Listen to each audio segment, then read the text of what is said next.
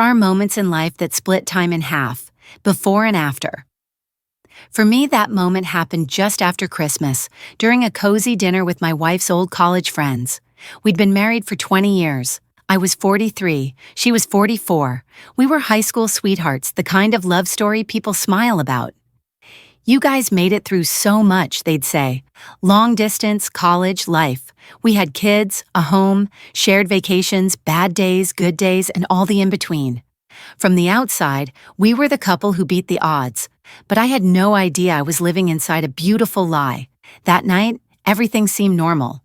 The living room smelled like cinnamon candles and red wine. The laughter was light, nostalgic. We sat around the table trading stories of dorm rooms and college antics. My wife was radiant in that way people are when they're surrounded by old friends, relaxed, familiar. She casually mentioned that we'd known each other since high school, leaving out the part where we'd actually started dating back then. I didn't think much of it. Just a slip, maybe. But then one of her college roommates blurted out, "It's amazing you two stayed together after everything. I mean, college was wild, and yet here you are." She said it with a laugh, a careless, tipsy kind of remark. But my wife's expression shifted. Her smile vanished in an instant. She cut the woman off quickly and changed the subject. Something about that silence, how the air suddenly grew heavy, made my chest tighten. Later, when we were putting on our coats, another friend gently pulled me aside. Her voice lowered, serious now. "You should talk to your wife about what really happened back then. You deserve to know." Those words looped in my head the entire ride home. I gripped the steering wheel tighter than necessary, my knuckles pale against the leather. I couldn't shake the feeling that something foundational was cracking. When we got home, I asked. Gently at first, she brushed it off.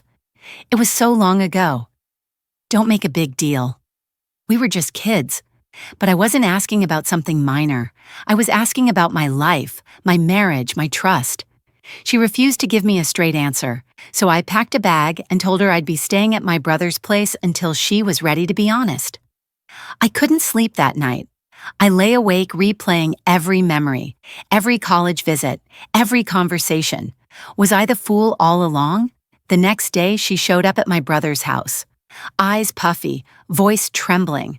That's when she said it, admitted it, that she had been with other men during our first 2 years apart, that she never told me because she didn't think we'd last anyway, that one of them she still talked to.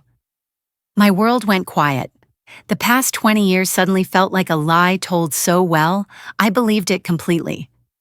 I didn't yell, I didn't throw anything, but something inside me collapsed. I didn't know it then, but that dinner wasn't just a reunion. It was the start of the end. When Lisa, my wife, stood in front of me that day, eyes red and hands trembling, I wanted so badly for her to say something that made it all make sense. That there had been a misunderstanding, that the awkward dinner, the slip from her roommate, the heavy silence, all of it was just a bad joke. But instead, she said what I feared most. "I was with other people during college," she whispered. "It didn't mean anything. We were long distance. I didn't think we were going to make it." It felt like someone had punched the air out of my lungs. For 2 decades, I'd carried this relationship like it was sacred. I skipped prom for her. I drove 3 hours each way just to see her for a weekend. I turned down countless distractions because I believed in us. I believed in her, and all the while, she was out there, experimenting? Living wild, as her friend put it? "How many?" I asked. My voice didn't sound like mine. She hesitated, then said, "At least 10. 10. She listed names like they were footnotes.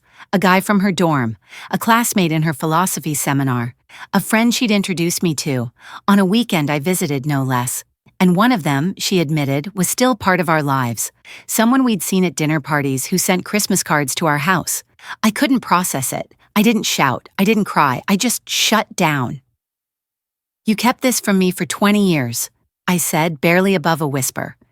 "It was college," she replied, like that explained everything. "It was a long time ago. I didn't think it would matter anymore." But it did matter, not because I'm some jealous teenager who can't handle the past. It mattered because we were together back then, because she knew I was committed, and she chose not to be. Because for years, I looked at our wedding photos thinking we'd built something honest. And now, all I saw was a lie smiling back at me in a white dress. "I want a divorce," I said. Her expression shifted. "Over something that happened before we were even married?" "No," I replied, "because of how you've lied to me every day since." I started the paperwork on January 2nd. It was the most painful New Year I've ever lived through. Her reaction wasn't shock or sorrow. It was defense, denial, excuses. "It was just sex," she said. "We were young. I didn't think you'd care." But I did care. I cared the first time I kissed her under the bleachers. I cared when I asked her to wait for me. I cared when we moved into that tiny apartment and made plans for forever. And I care now, because forever wasn't supposed to come with secrets this deep. Her family begged me not to throw away 20 years over a few mistakes. But they weren't just mistakes. They were choices, repeated ones, and each one chipped away at the truth until all I had left were memories I could no longer trust. This wasn't just a betrayal of love. It was a betrayal of identity, of who we were and what we stood for. And that's why I couldn't stay. The days after I filed for divorce felt like walking through a fog, one laced with guilt I didn't earn and pressure I didn't deserve. Lisa wasn't grieving the way I expected. She didn't cry. She didn't plead. She didn't even try to understand. Instead, she acted like I was the one who'd broken something sacred. "You're really gonna do this?"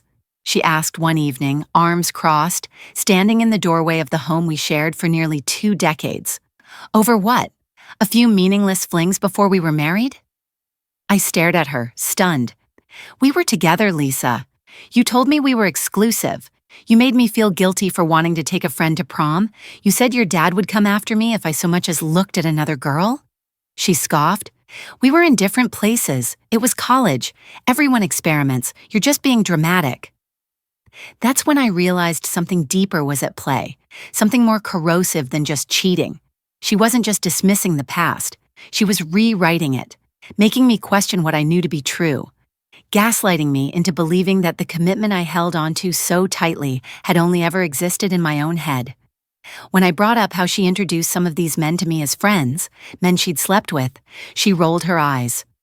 "You're still on about that? They didn't know we were exclusive. Honestly, I doubt they even remember." I did.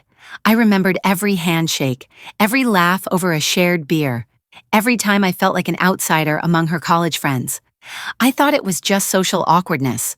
But now I knew it was shame. Mine, not hers. And the worst part?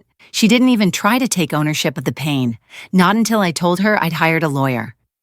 That's when her tone shifted. Suddenly she was offering therapy. She suggested we rebuild from scratch. She said she'd do anything to earn back my trust, but it was too late. Because the moment I said I was leaving, the only thing she mourned was the idea of being left, not the man she betrayed. Her friends joined in, subtly twisting the knife. "Are you really going to blow up your life over something that happened in your 20s? You two have such a beautiful family. Don't let it go because of one phase." But it wasn't one phase. It was 2 years, 10 men, lies wrapped in smiles, weekend visits, and introductions at parties. It was standing by her side while she kept secrets in her pocket and called it love.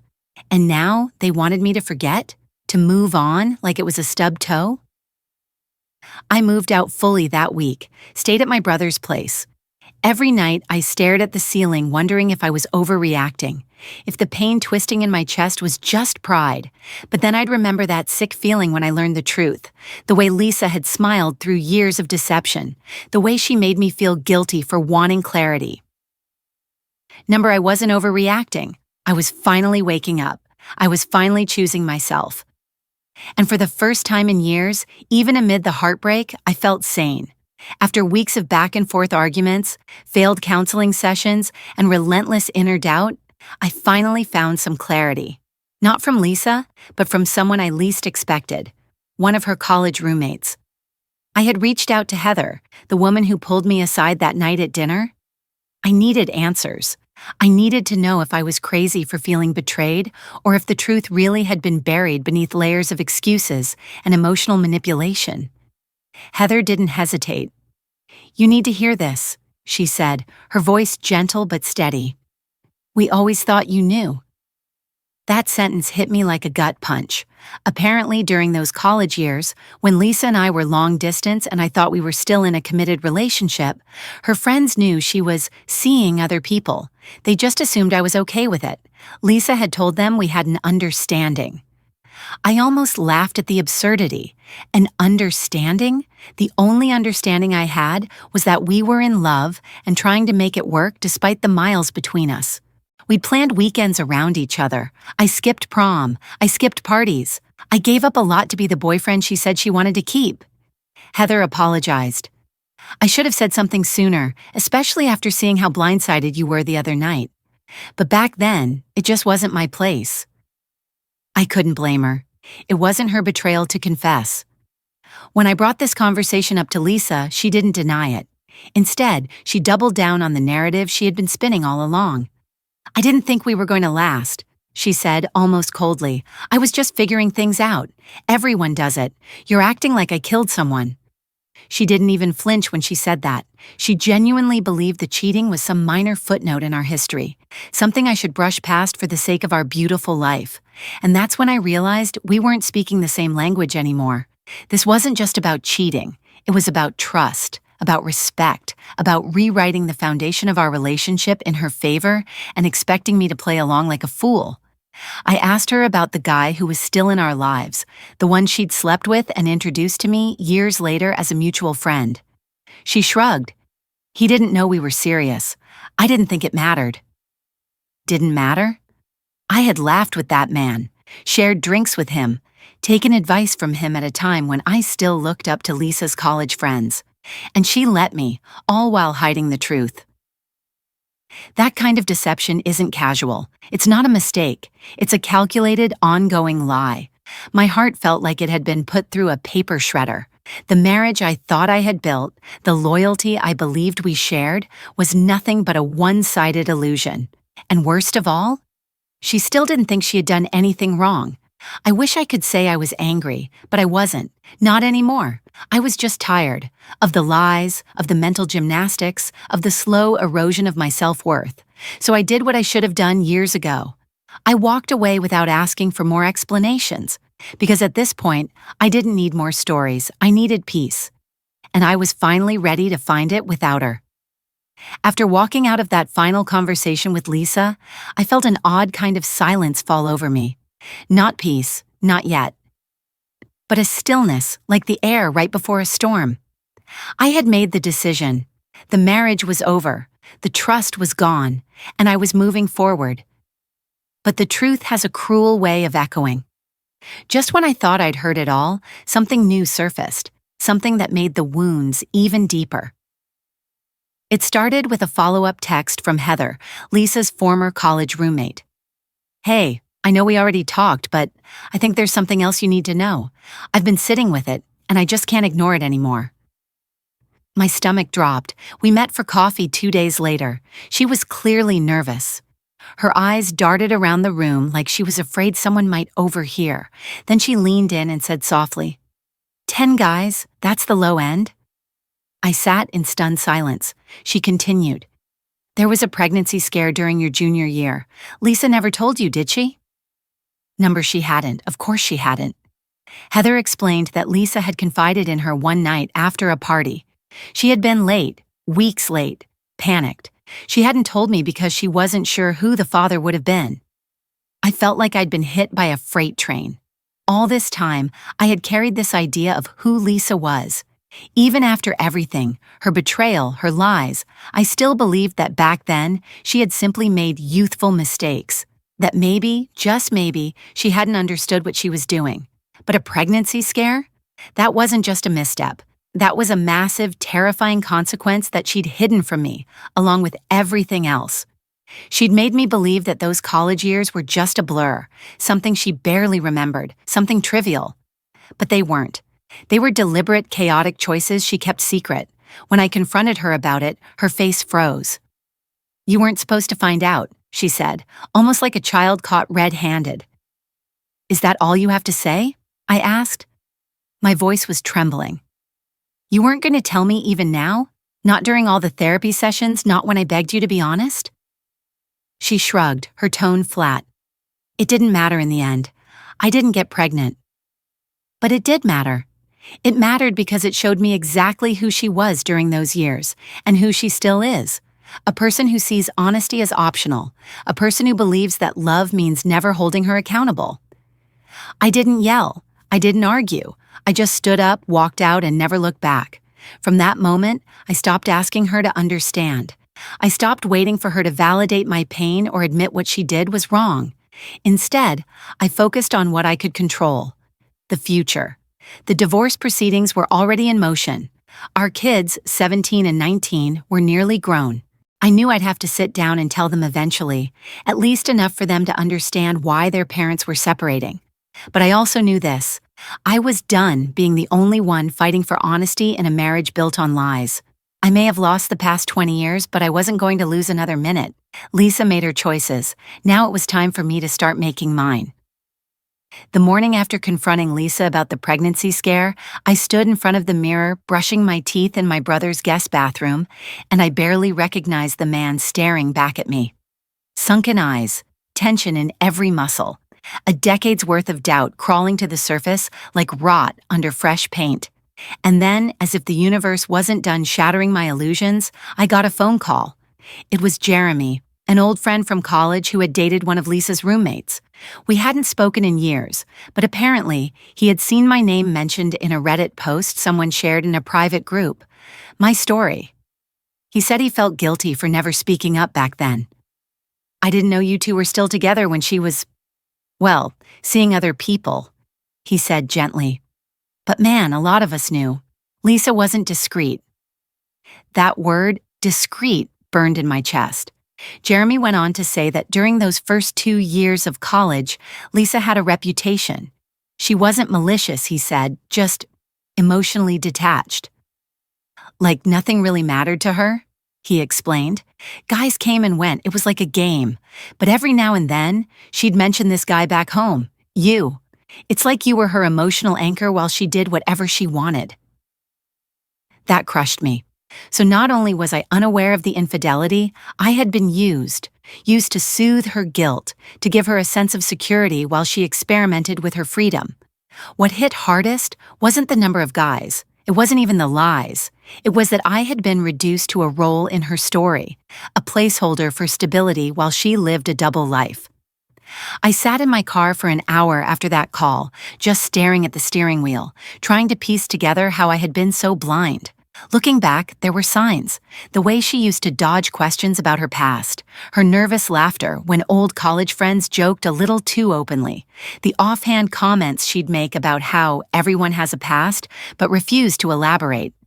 I had chalked it up to insecurity, to modesty, but now I realized it was guilt, and yet Lisa still insisted I was overreacting, that none of this mattered because it was so long ago. She couldn't or wouldn't grasp that it wasn't about time. It was about truth. If she had come clean years ago, if she had sat me down and said, "Look, I made terrible choices, I lied, but I want to rebuild with you," maybe I could have seen a path forward, but she didn't. She let me walk through fire, blindfolded, for 20 years. Even in therapy, when given the chance to take ownership, she clung to the same narrative, that I was being dramatic, that long-distance cheating didn't count, that I was the problem for not letting it go. Her refusal to understand the emotional weight of her actions made it impossible to heal. And then, the final blow during one of our sessions when the counselor asked her if she ever thought about how her choices might have altered our marriage, Lisa shrugged. I mean, we still had a good run, right? A good run. That's how she summed up 20 years of my loyalty, love, and commitment. A good run that could be tossed aside like an expired gym membership.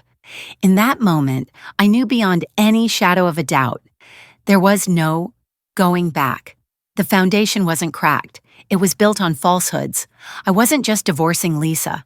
I was divorcing the version of myself that thought enduring pain in silence was strength. From now on, I was choosing truth. I was choosing peace, even if it meant walking away from the life I thought I had. A week after that therapy session, I started packing my things into boxes. Not because Lisa had asked me to leave, but because I couldn't take living in a house built on lies any longer. Every corner of that home was soaked in memories. The photo albums in the closet, the faint scuff on the hallway wall from where we moved in our first couch, the bookshelf filled with vacation souvenirs, birthday cards, little tokens of a life that now felt artificial. But what finally pushed me over the edge happened on a quiet Sunday evening. Lisa and I were supposed to attend one last counseling session together. She texted me an hour before and said she wouldn't be going. No reason, no apology, just a not feeling up to it. I sat alone in the therapist's office, across from an empty chair, trying to explain our 20-year marriage to someone who had never seen us happy, who had never seen the good years, the loyalty, the sacrifices. She thinks I'm overreacting, I told the counselor, that 2 years of betrayal is just a blip, that I should get over it. She paused for a moment and said something that cracked something deep inside me. You're not grieving the end of a marriage. You're grieving the realization that the person you loved may have never existed in the way you thought. And God, that hit hard. Because it was true. Lisa wasn't just someone who made a mistake. She had rewritten history. She had buried the truth so deep that even I questioned my reality. And when the truth surfaced, she met it with dismissal, excuses, and silence. That night, I didn't go back home. I drove to my brother's house, let myself in with the spare key, and slept in the guest room. No explanation, no announcement. The next morning, Lisa finally texted, "Are you okay?" I stared at those 3 words for what felt like hours. Was I okay? Number I was heartbroken. I was angry. I was tired. But more than anything, I was done. Instead of responding, I forwarded her the signed intent to separate document from my lawyer. There were no dramatic messages, no accusations, just facts. Legal, cold, necessary. Within minutes, my phone started blowing up. Calls from her sister, even her mother. One after another, most of them asking me to reconsider, some accusing me of overreacting, a few begging me to think about everything we've built. But they hadn't seen the nights I cried alone. The conversations where my feelings were brushed aside, the therapy sessions where Lisa twisted the story to protect her ego. The worst was when her mom said, "Sweetheart, she was young.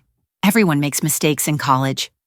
Mistakes? Sleeping with 10 men while we were in a committed relationship wasn't a mistake. It was a series of choices, lies, deceptions, and it wasn't just college. Lisa maintained relationships with some of those men long after, smiling at dinner tables while I sat next to them, clueless. I didn't respond to any of their calls. Instead, I took a long walk alone that evening. It was cold, the kind of crisp that makes you feel raw and alive all at once. For the first time in months, I felt clarity.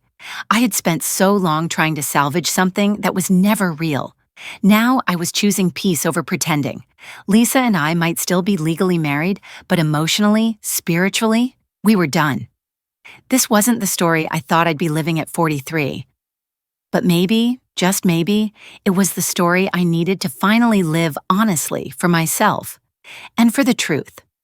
The silence between Lisa and me stretched longer with each passing day. She didn't try to contact me again after I sent over the separation paperwork. I suppose in her mind, I'd either come to my senses or fade into the background of her life like one of her old college flings. But this was different. This wasn't temporary. This wasn't an argument. This was final. It was mid-February when I finally returned to the house. Not to stay, but to gather the rest of my belongings. I timed it for a weekday afternoon, knowing she'd be at work. I didn't want another argument. I didn't want guilt or gaslighting. I just wanted to move on without her shadow hanging over me. Walking through the front door felt like stepping into a stranger's home.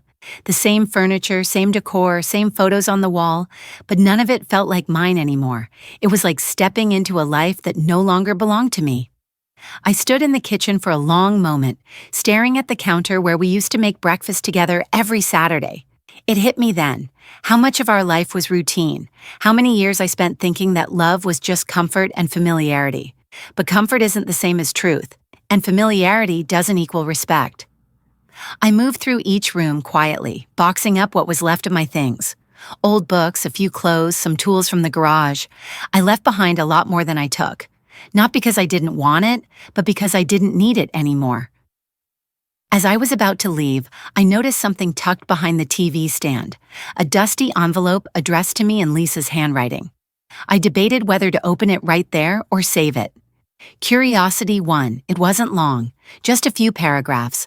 No apologies, no acknowledgement of what she'd done. Just lines about how she never meant to hurt me, how she always loved me in her own way, and how she hoped one day I'd understand that people grow differently. There was one sentence that made my chest tighten. I never thought you'd leave, and that's the thing, she didn't. She never thought I'd have the strength to walk away. She thought I'd bend like I always had, compromise like I always did. She thought my silence meant surrender, but this time, silence meant survival. I left the letter on the kitchen counter and walked out the front door one last time. A week later, the mediator called. Lisa had agreed to a 50-50 division of assets. She even offered to keep the house if I wanted to walk away without claiming equity. I declined, not out of spite, but because I deserved what I had built too. This wasn't about revenge. It was about reclaiming my worth. When I told my kids about the finalized decision, they were quiet. My 19-year-old just nodded. My 17-year-old hugged me longer than usual and said, "I get it, Dad." That was all I needed. The weeks that followed were filled with paperwork, therapy sessions, and moments of unexpected peace. I'd cry randomly, at a song on the radio, a memory sparked by a scent, an old photo buried in my files. But I wasn't breaking anymore. I was shedding. One night, as I sat on the porch of my brother's house with a glass of bourbon, he asked, "Do you think you'll ever forgive her?" I didn't answer right away. "I don't know," I said, "but I know I'll forgive myself for staying too long, for trying too hard to fix what was never whole." That's the part no one talks about. The guilt of not leaving sooner, of ignoring your gut, of letting love become a slow erosion of who you are. But I see it now. Lisa didn't break me. She revealed the cracks I had ignored. And in doing so, she gave me a second chance. Not at love, not at revenge, but at clarity, at freedom. And maybe, just maybe, that's the most honest kind of goodbye there is.